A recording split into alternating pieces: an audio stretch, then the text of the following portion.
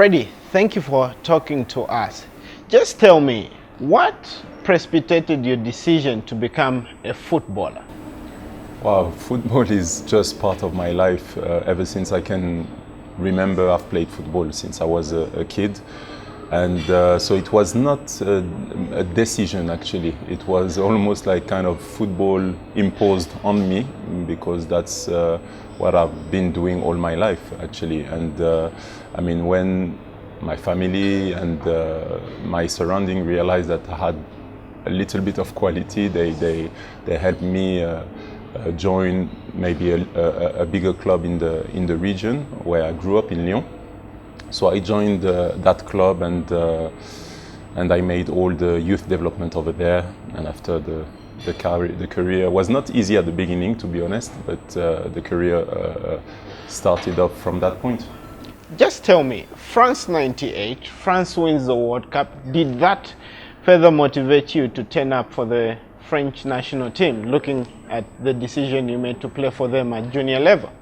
Yeah, I mean, I've always liked France. I grew up there, so it's normal. I've always followed France, and it was an honor when they called me when I was young for youth level.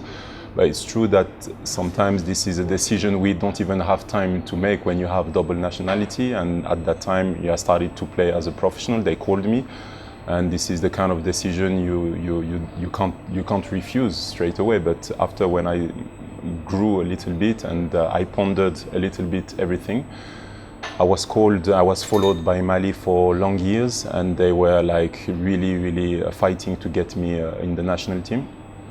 And to be honest, I was always a big fan of African football in general, and I've been following Mali national team since I was a kid. And it was like a kind of a dream for me to play for Mali, and I wanted also to give back the other way around. Sometimes it's always all the resources and all the skills that are going from Africa to Europe. I wanted to do the opposite and give back a little bit to my dad's land. And so it was not it was not an easy decision, I would say, but in the end, my heart spoke for me, and I really wanted to get involved in something long term. And I knew that in Mali, with all my aspirations and what I wanted to achieve in Mali, it would be long term, and I could give an added value to the country. So that's what helped me make this difficult decision. All right, talking about that difficult decision, many spectators in Africa will look at an opportunity to play for a European team because they believe it's better organized, you make more money there. Yeah. And that was the land of your dad actually calling. How difficult was it when you were choosing to play for the French under 21? I think you're right when you say you can make more money and it's better organized. It's true. But at that time, as I said, I wanted to help develop African football as well, and I wanted to give back. It was kind of my heart speaking. I wanted to do something special the other way around, as I'm saying. And I just put a little bit the money and the fame maybe on one side, and I wanted to do something that I really liked. And yeah, at that time I remember I was in the squad, the big squad to go to the French national team. So it was like tempting.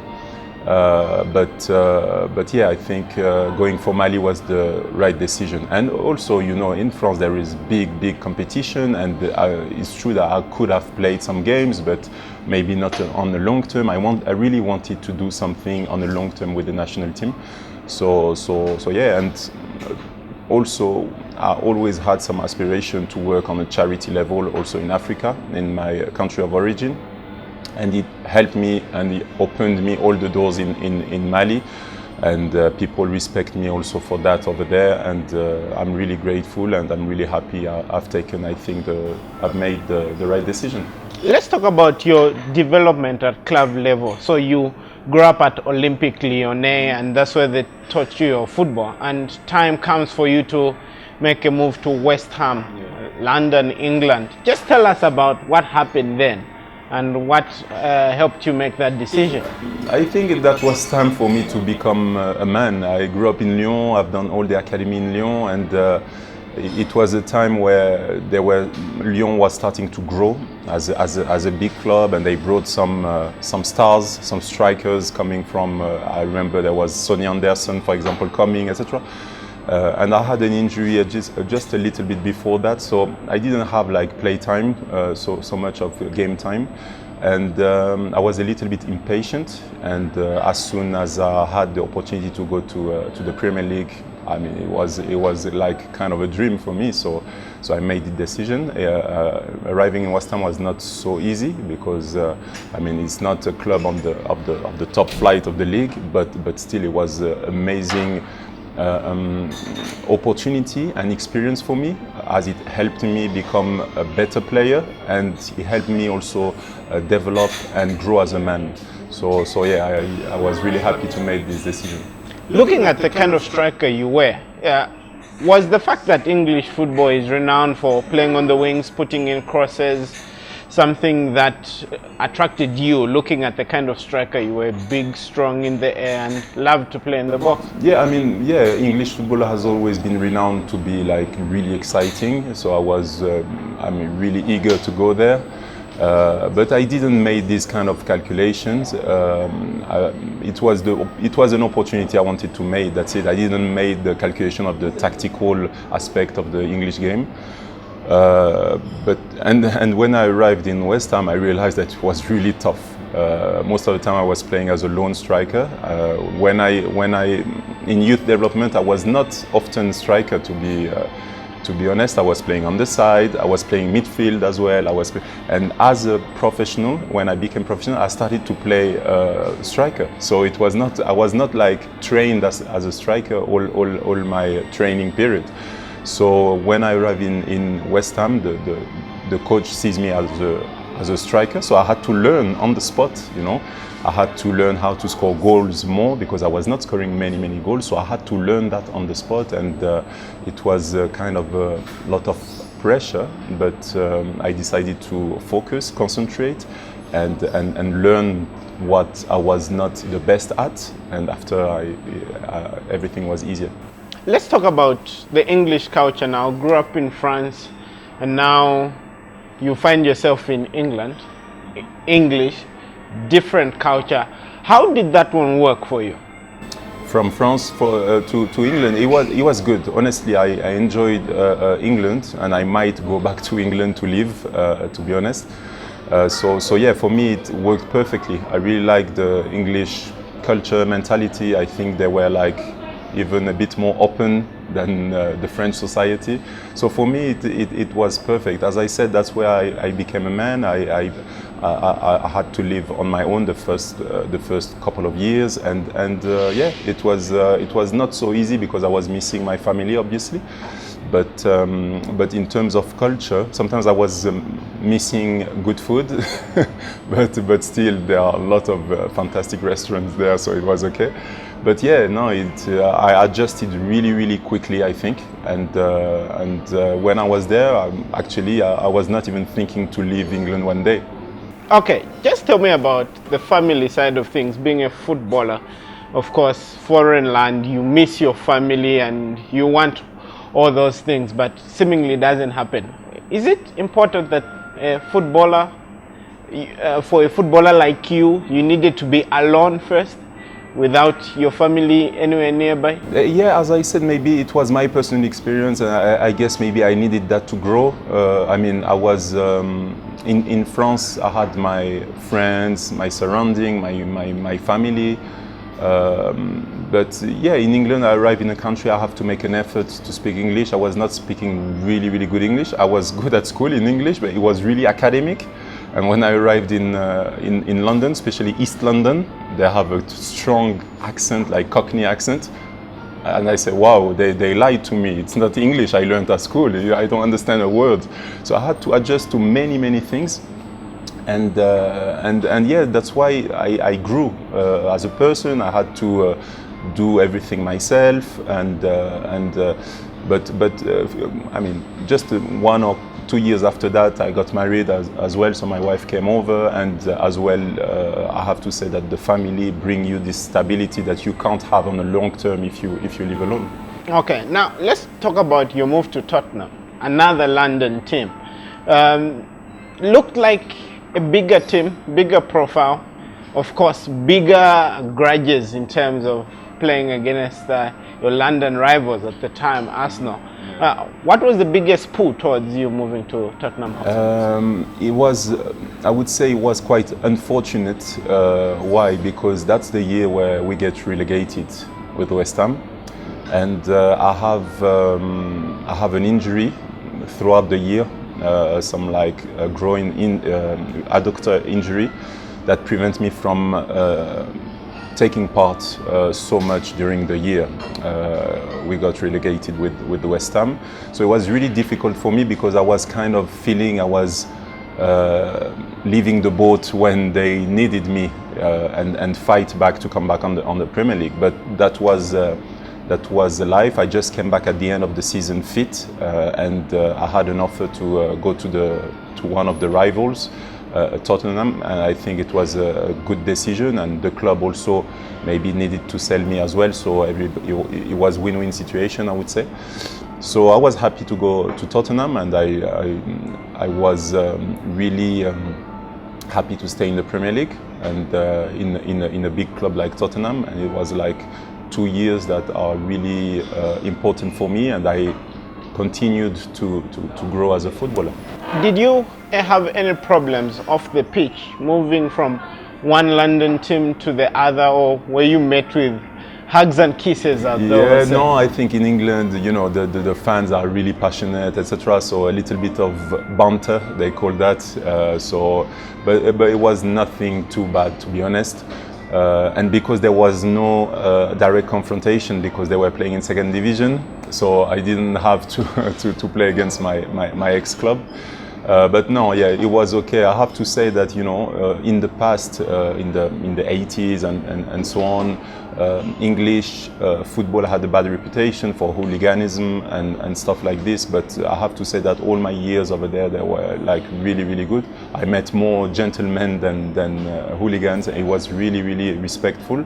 So yeah, of course there are some problems like everywhere, but I really enjoyed living in London. And I have to say as well that it's different from Spain, for example, or France, or people don't respect so much your privacy when you go play in Spain or whatever. But in England, you can go and walk in the street, and all the players who played in England will tell you that people are kind of respecting your privacy, and it's way easier. That's why most of the players, they enjoy living in a place like London, for example. But talking about playing in England, and I want to bring in the issue of you playing for Seville, leaving Tottenham Hotspur and playing for Seville. The issue of paying taxes, very high in England compared to Spain.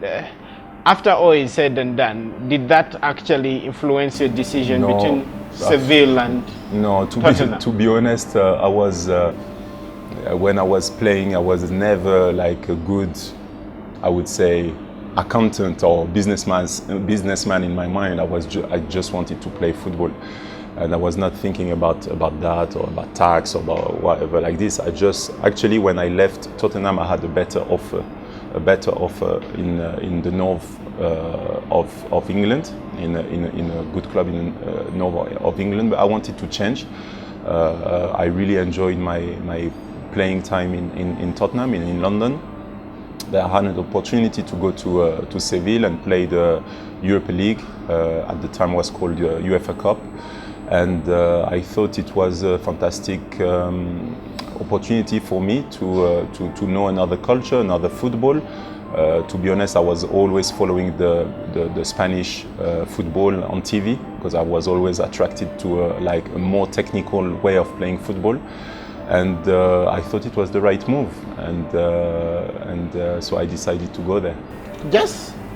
Let's just talk about the money issues. How did you manage your finances throughout your career? You talk about getting married.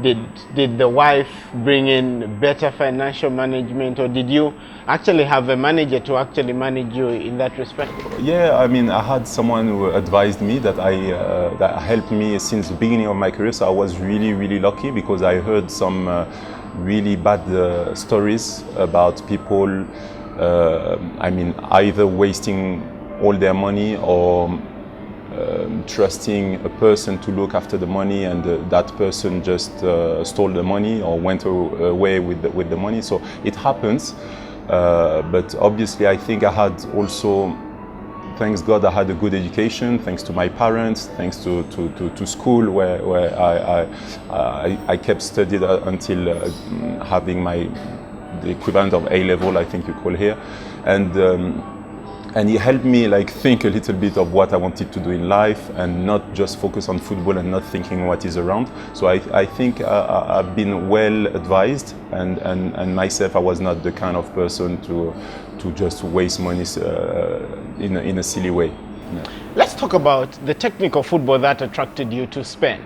You go to Seville, and again, center forward role, but now it's a little bit technical. Just tell us about playing football in Spain for Seville and looking at the different types of countries you've played in. You've now played in England, you've played in France as well. How would you describe Frederic Kanoute as a footballer at that point in time? Well, in Spain, I was not sure what I was going to find there, but it was really, really interesting, because when I arrived, straight away I noticed that football was completely different. It was a different approach of football, and it was way more relaxed on training, less focused on I will not say intensity, because there was a lot of intensity, and this is like a must to play football. You need intensity, but it was also how to enjoy football. And I was seeing, like, even training, we were doing like more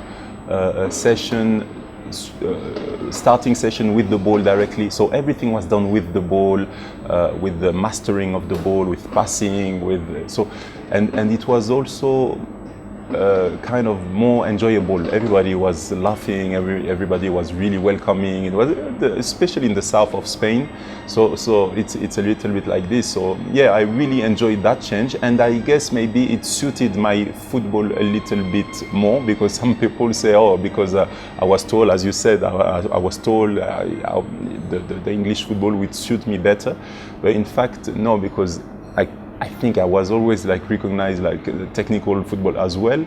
I could use my strength and my height, obviously, but I really used to enjoy play the ball in a technical way, and I think it influenced me a lot in making that decision to join Spain. And yeah, so as soon as I arrived there, it was not easy on a social point of view, because the journalists are way more on top of you. As I said earlier on, the journalists are on top of you all the time. In the street, you have, especially in a city like Seville, it's just crazy. Football is a religion over there. It's crazy. So every time I was going out or doing my shopping, everybody was coming. They were absolutely crazy. So it was really difficult on a social point of view. But apart from that, on the football point of view, obviously that's where I've thrived more as a footballer, with winning several titles and so on. So, would you say that was the best football you actually played, or the best you enjoyed? Which one is the best, and which one did you enjoy the most? For me, it's all a continuous experience. I can't even say that, I enjoy. Yeah, I can say I enjoy more Spain. I can say that, I can. But what I can say is that for me, each step in my life had a significant impact and importance for me. As I said, I learned in West Ham to become a man. I left my hometown. I had to fight a lot. We were playing in a team that sometimes were struggling, so I had to fight. I arrived in Tottenham, where maybe we were playing a little bit better football, a little bit more technical. I had some fantastic 2 years in Tottenham, but it's really in Spain that I started to really take on board everything I learned before and enjoy it as a footballer, as a person. And as I said, the results came along, so you enjoy always more when you win titles than when you don't. Those were the biggest clubs you played for. Because right now we're about to go to China. Let's just stop there and say, when you look at your career throughout all those clubs and all those stages, what would you say was the toughest thing and the most enjoyable thing about being a footballer up to the point you're about to part company with Seville? I would say that the toughest is a journey. Football is a journey. It's not about being professional.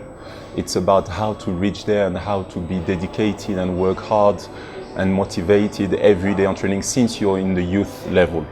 Because sometimes people think that, oh, he's become footballer because he's talented. No, I've seen players that were way more talented than me when I was young, but they didn't have like the dedication, or they were not strong enough mentally, so they couldn't make it in football. So I would say the difficult part is the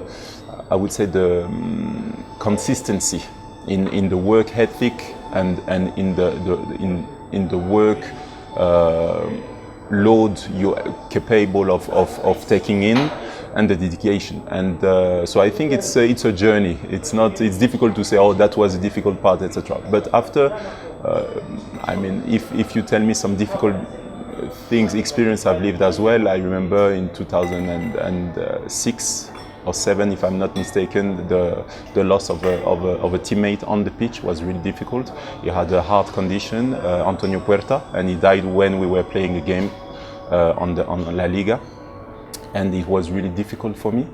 So yeah, you go through difficult period like this that shape also the person you are.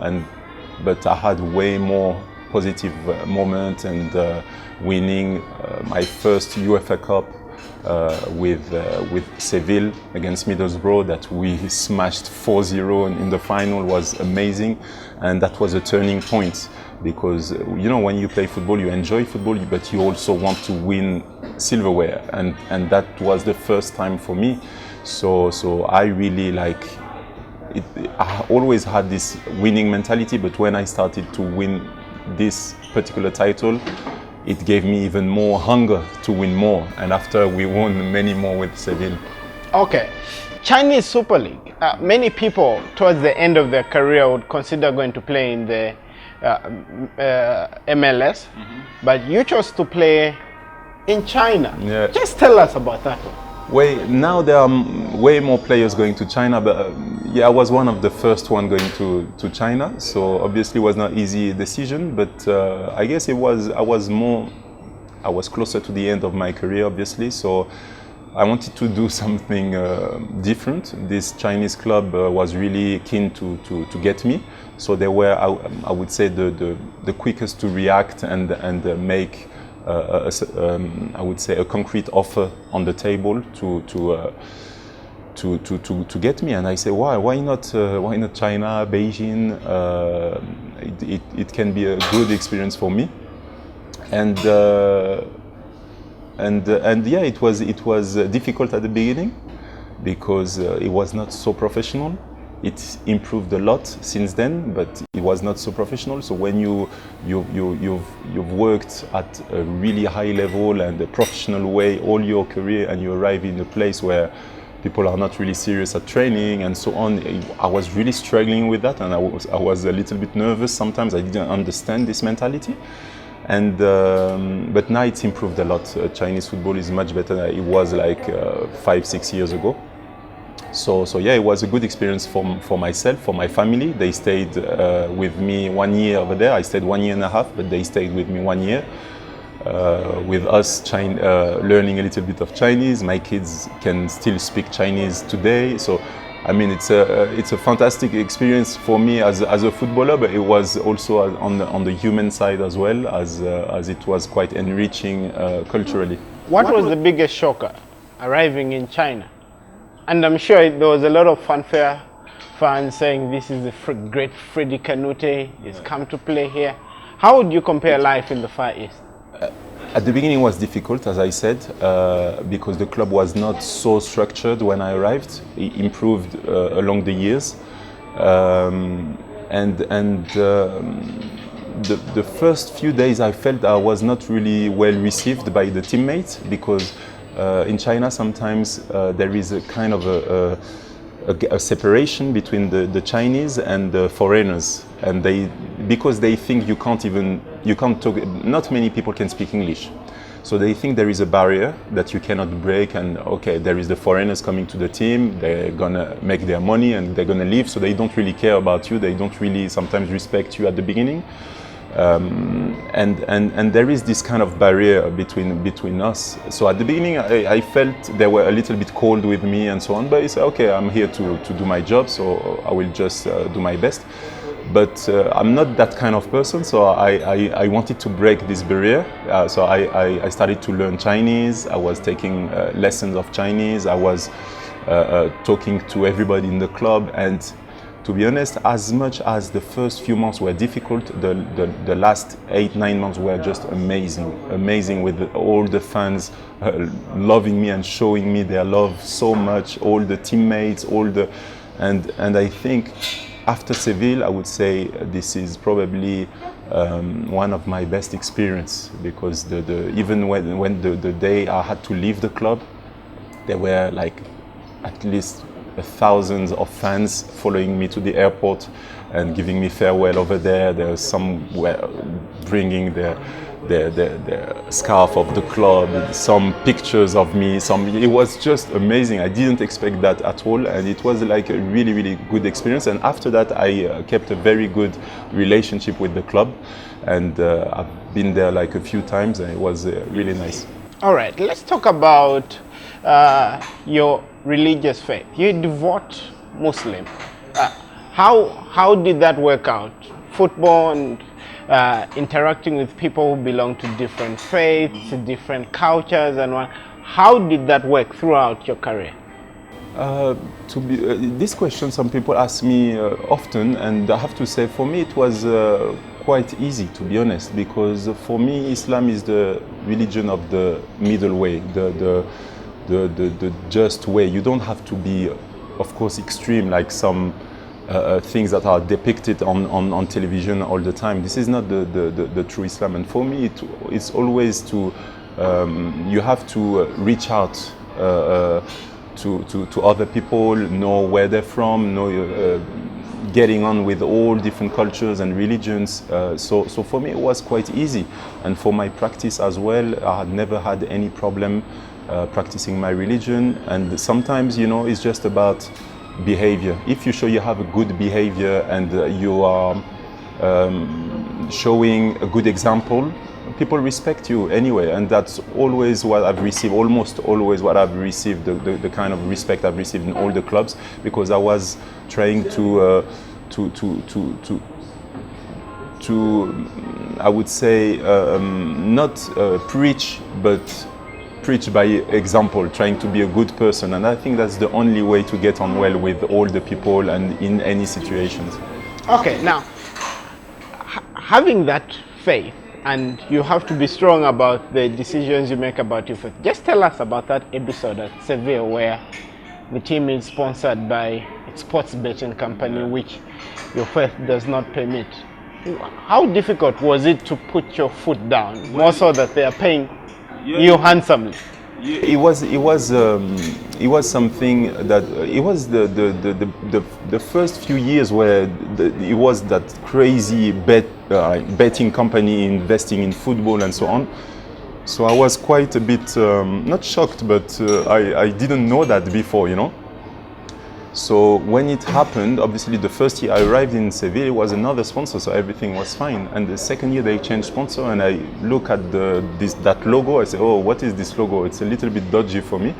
And I've learned that it was like a betting company, which is obviously prohibited by my religion. And as I say, it was the first time I saw that, so I was not comfortable playing with that, so I decided to hide the sponsor.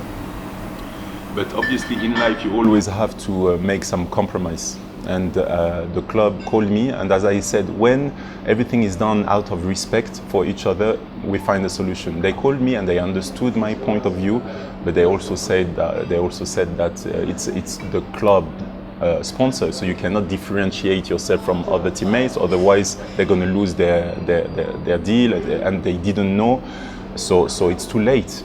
So in the end, we found a compromise that I had to wear the same shirt as other people, but I was for the first few games of the season, I was just hiding the sponsors. So it made a lot of noise, and I think I made my point. You know, after sometimes you have to make a little compromise, but I think it was well received because everybody understood my move. And at the end of the day, if it had helped some people to think about this issue, I'm happy. Well, in terms of that culture shock, what was the support system like? The club needs to make money and your faith doesn't permit it. Were you prepared to quit Seville if need be at the time? No. As I said, we didn't go that far. It was not something that I was required to do or something that is not permitted by my religion that they were asking me to do. It was just like a publicity, an advert on the shirt. So it was not something like, oh, you have to go to that betting company and make some personal shooting for them. If they had asked me that and forced me to do that, of course I would have left the club, but it was not the case. I was just playing football, doing my job properly. They were not asking me to get part into anything that is not allowed in my religion. So as I said, they approached me with respect. I responded as well with respect, explaining my point of view, and everything was fine. Let's talk about you playing for the Eagles of Mali. 2004 or thereabout, you make a decision to play for the Mali national team and not play for the French national team. Your first game is against Kenya where you scored a brace. Just tell us about that game, before, during and after. It was I mean, amazing. As I said, I was following the Mali national team since I was a kid, and I was following all the AFCON since I was a kid. And me being in Tunisia and for our like opening game, we're winning 3-1 if I'm not mistaken. I scored 2.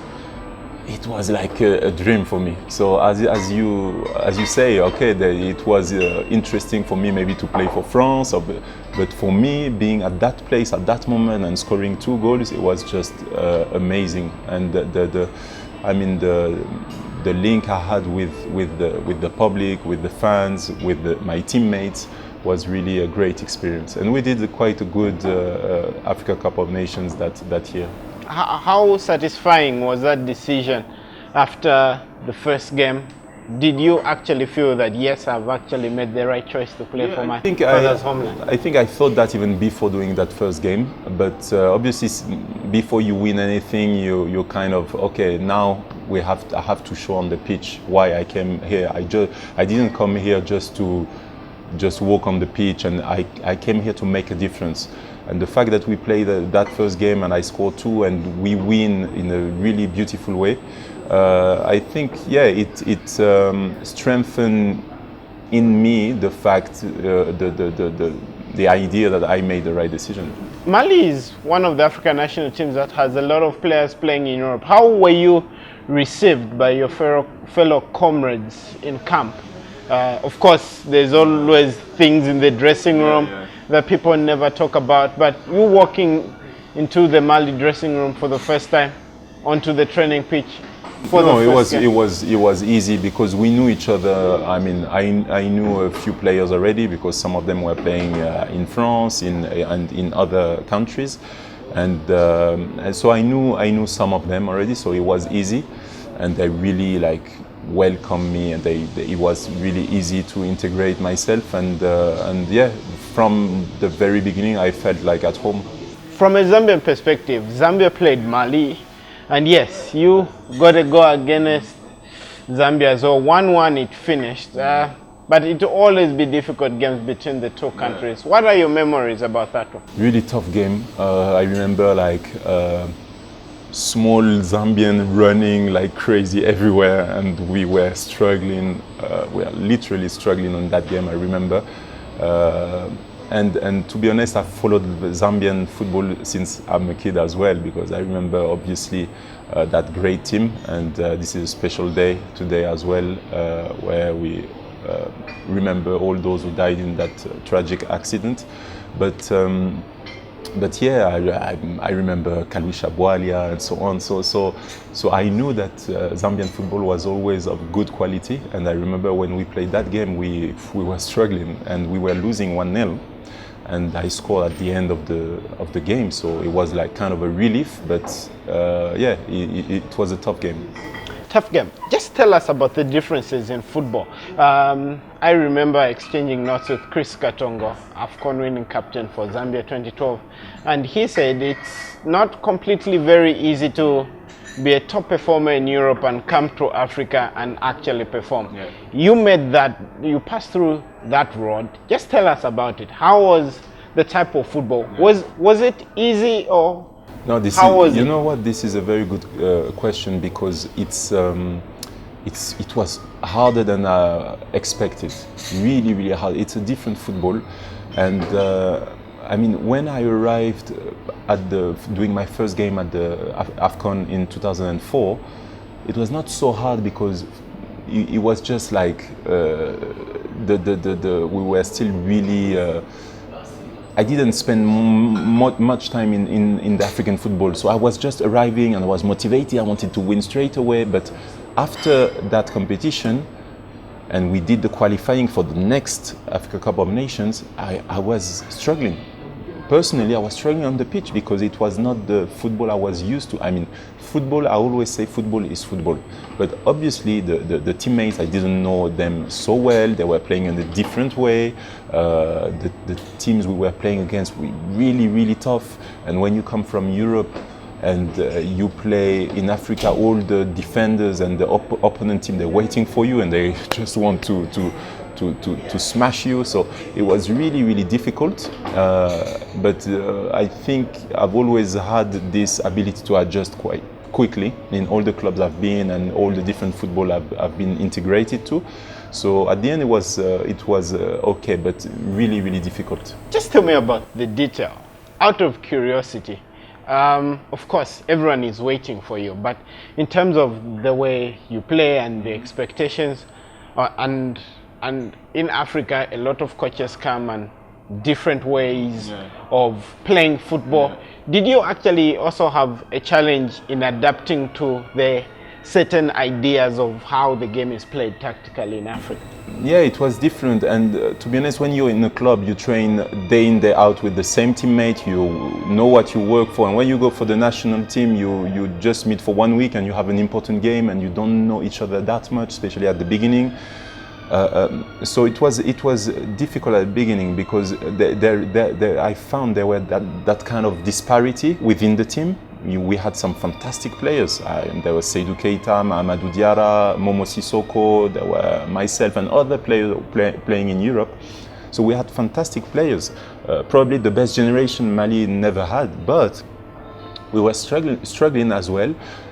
Because first there was this disparity also in the team. Some players, with no disrespect at all, were playing in Mali, in the league in Mali, and they were playing a different kind of football. They were good, but we were not understanding each other the way we were. So, and being a striker, you kind of have to receive balls and you have to understand each other with other players because you don't make the game yourself. So I understood I had to change a little bit and try to work harder, to try to catch a goal or to make more effort, to try to make the difference sometimes a little bit more by myself, even if I needed my teammates. But so it was a little bit complex at the beginning, yeah.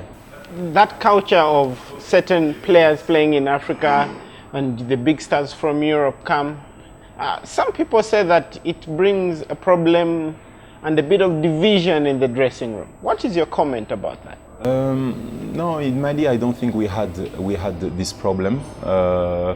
Obviously, sometimes, to be honest, the dressing room was not the best, and that's when it's very simple. As I said earlier on, we didn't win any trophy, any major trophy with Mali when we had the best team, probably the best team Mali has ever had. So it means that there is something wrong. And I don't want to say that we had internal fight or whatever, but if the dressing room doesn't get along well enough, you cannot achieve anything on the pitch. So you've seen many times where like our average team wins some fantastic trophies and so on, because this is a team game and you have to work together and go to the same direction. And sometimes when you don't do that, and sometimes in Mali that's what happened, when we don't do that, you can have the best players in the world, you will never achieve anything. Let's talk about your international career, because you caught time on it after making 38 appearances and scoring 23 goals. Let's talk about probably your favorite goal. Was it your first and the last goal, of course, for Mali? And you retiring a very upset man, according to the BBC. Well, upset, no, I was frustrated, yeah. But I was, the first one was something fantastic. It was like a dream starting and everything was nice. And the last one, because I felt that I was reaching the end of my. I kept playing football for the club after that, but I felt I had reached the final with Mali, because I felt that there was nothing I could bring more in the team. Not because of the lack of skills or ability or whatever. It's just that I felt I was kind of blocked in the team, and we were not evolving as a team. So I felt that it was the best decision to stop and leave space for the next generation that would be really motivated and try to change things. And after that, I kept really good relationship with the federation or the Malian football in general, but trying to help them out from outside. Okay, now, probably one of the biggest games of your career as a Malian striker was that game in 2010, Angola, 4-0 down at halftime, and you contributed a goal to a game that ended 4-4, that left the world shocked and jaw dropped about that game. Just tell us about that one. Halftime, you're 4-0 down against the home nation. It was just crazy. It was a historic game. I mean, I know there were some special games in the history of football, but that one was special. And I'm pretty sure that if it was like a European game, the world would speak about it still today. So yeah, it was quite amazing. I think the first goal, if I'm not mistaken, we scored minute 72 or 75, something like this, the first goal. So we had 3 to make, and the first half we were just like non-existing on the pitch. I remember it was really, really hot. I was coming back from an injury like a couple of weeks before, so I was not completely fit, I remember. And it was really, really hot. We arrived in Angola, not much time of training, and I couldn't breathe. It was really difficult to adjust. And the Angolan people, they were in front of their crowd, they were just like flying on the pitch. It was crazy. And before we realized we were losing 4-0. We arrived in the dressing room at halftime. The coach, the remembered Stephen Keshi, I remember, shouted on me so hard that day, and I thank him for that, because it was like kind of he didn't make any difference between the players. Sometimes, you know, when you have like a kind of a star in the team, the coach is a little bit kind, a little bit more lenient. But it was the opposite. He felt, it was really clever managing and coaching. He felt that he had to go to one of the stars of the team to wake up everybody, and for me to show an example. And so it was really, really hard on me at the dressing room. And we started the second half a different team. We were like all over them. We were fighting every ball. And we were not even thinking that we had to win that game, etc. But it was a kind of a sense of pride we had to show to the people, to the public, to everybody, and to ourselves. And we came back with a different mindset, and it was just like amazing. For the last 20 minutes, we scored like 4 goals, and I remember finishing that game. I couldn't even walk, because as I said, I was not the fittest at that game because of an injury I had before. But I gave everything mentally and physically, and I could hardly walk finishing that game. Would you say that was your greatest highlight of the 38 games you played for Mali? Yeah, it was. It was a good experience. It was a good experience, but obviously we don't want to play this kind of games. So it's a good experience for us as players, because and as people as well, because you understand that football, when the 90 minutes are not over, there's still a chance, and we've proven that to everybody, to the world of football, and so it was a fantastic experience, but still that's the kind of event you don't want to go through. You want to make the games easier for yourself. You talked about leaving the international scene frustrated, not upset. When you look back, would you say that the golden generation of Malian football failed to provide leadership beyond the challenges that you were facing? Yes, I mean, I think, yeah, it's been quite frustrating for me, quite disappointing. We had, as I said, the golden generation, and we couldn't do anything. So yeah, it was quite disappointing. And as I said, I took all the lessons from that. And if I had to go through that experience again, I think, but it's always easy to say, I would do it a little bit differently. I would try to, as long as I had that leadership in the team, I would, maybe if it was possible to go back, I would do more, because you can always do more somehow. And that's the little frustration I have when I finished that international career. But I did my best, honestly. It's just that when you're a competitor, sometimes you just think that the best you can do is not enough, and that's what I felt when I stopped and when I look back to it. Let's talk about the Frederic Kanoute Foundation. Tell us, you forming it, what was the biggest push? And when you look back, what is left of Frederic Kanoute in terms of football? The foundation was something really close to my heart for a long time. I always wanted to give back to the community, and as you said, I'm a believer as well, and I feel that we're on this earth for a reason, and we have to use whatever tools or whatever leverage we can use for a good reason, for a good purpose, for a good objective that would help the community. So I decided very early in my career, where I was searching even the purpose for my own life, I needed to do something and be useful for people, and I set up this charity, the Kanoute Foundation, in 2004. And since then I haven't stopped thinking of a way we could develop a welfare system for the youth in Mali, particularly. And in 2007 we decided to set up the Sakina Children's Village. It's a village for orphans in the outskirts of Bamako, the capital of Mali. And we've been working for that alongside my colleagues for years, organizing a lot of events to fundraise and so on. For example, we've organized the Champions for Africa, which is a big charity event where we invited a lot of big stars from all over the world to take part to that game. And today we have this children's village with almost 70 kids benefiting from it. Plus other kids from outside going to our school. It consists of like a housing system with foster mothers. We have a health center.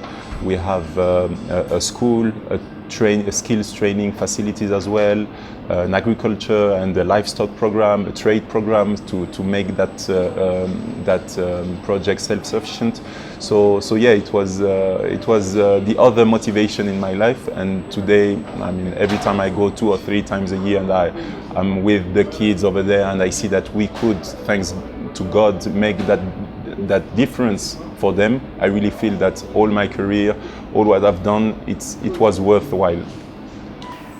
After the example of George Weah ascending to the presidency of Liberia, and we are hearing Samuel Eto'o is considering it, Nwankwo Kanu is considering it, what do you think of the idea of Frederic Kanoute, the president of Mali? You see, I'm having some white hair growing. You want more, no? You don't want my happiness. What's going on? No, I really wish the best for the Malian football, but I'm really not into politics. I think everybody has to understand politics and somehow get involved into it because politics is all around us. But me getting involved as a politician or whatever, no, this is not for me. I think I can do much more by having a social impact and like humanitarian impact on the society. That's what I love to do. I love to go to Mali and try to make a change throughout our charity and throughout the education system we've developed and so on. And that's what I like to do. But being a politician, no, never. All right, let's talk about your work in Zambia. You've been instrumental in unearthing some of the brightest talents we've had in Zambia. How did you find yourself coming to Zambia and the involvement in Zambian football, as it were? Well, it's a bit no. It's quite simple actually. I've met Kalusha a few years ago, and we got on well, really well. It was at the AFCON in Equatorial Guinea, and I was explaining to him what I was doing. I told him, of course, that I was a fan. He's a legend since I was a kid. I was following his work and so on, and I explained what I was doing, and he said. And he said, "Oh, why not doing also?" Because I had already developed some youth program in Mali, and he said, "Oh, why not doing it also in Zambia? And we have some talents." So he started to talk about the talents, the youth talents they have in Zambia. He put me in contact with Lee Kawanu, who works at the FAS as well. And it started from there, and I was following a little bit some talents and the likes of Patsandaka, Enoch Mwepu, and so on. And because our work is not only like, we are not like agents, we are like, I have a consulting and management company, which is more a holistic approach of youth development. So I said, okay, maybe I can extend the project I already have in Mali in youth development in Zambia. And I know there is a lot of talent in Zambia, but sometimes you don't have the opportunities and the structure and the training skills to I would say fulfill the potential of all these talented kids. So I was in contact with Lee and his club Kafue Celtics, and we started to see how we could help him develop some talents, and so we are doing some consulting job for the club. At the level of training, at the level of scouting, and obviously at the end of that chain, we are helping the most talented kids to find a way to go to Europe. All right, talking about going to Europe, and the question always comes in, year out. You left Mali frustrated, but probably many African stars have quit their national team frustrated or having the feeling that they haven't achieved much. What do you say is the biggest problem? It's a World Cup year, and again we are trying to get to the semi-final where we've never gotten to as Africa. Yeah, so we are. That's also why I'm here as well, because I believe in Africa. I've always believed in Africa, in the fact that we have probably the best talent in the world, but it's quite frustrating, as I said earlier on, not to achieve anything more than that. And I think it's not just a fluke or like by chance. It's just that we have to, and that's also my job here to say, and in Mali, when I go to Mali, to say that if you work at it and you're really serious at it and you're dedicated and you try to organize your football and your training in a better way, you will achieve things. This is for sure. And I think in Europe they have more experience, they have a better quality of training, and that's why they make the difference even in South America, for example. So I think we have many things to change in Africa, but we have the most important thing, which is the talent, which is the human resources, which is the passion for football, which is the dedication, the dream to make it big. So we have all these that can make a difference. The only thing we have to improve is the structure, the organization, and